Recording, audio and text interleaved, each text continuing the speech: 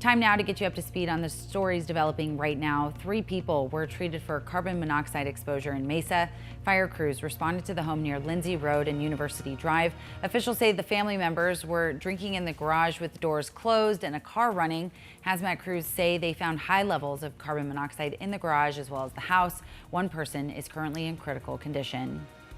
11 firefighters are in critical condition after multiple buildings in Los Angeles went up in flames. The fire department is categorizing the fire as a major emergency after a massive explosion rocked the neighborhood. According to crews, all of this unfolded dangerously close to one of the LA's largest homeless camps, as well as several low-income housing units. It took about 250 firefighters to gain control of the flames. It was knocked down in just a few hours, and no word yet on how it started. The 19-year-old hiker who disappeared on South Mountain has been found safe. Crews say the teen was separated from his friend earlier today and eventually made his way down the mountain and returned home. The teen didn't reach out to anyone, so crews assumed he was still missing and spent the day searching for him. We can confirm, though, the 19-year-old is at home safe. And now you're up to speed.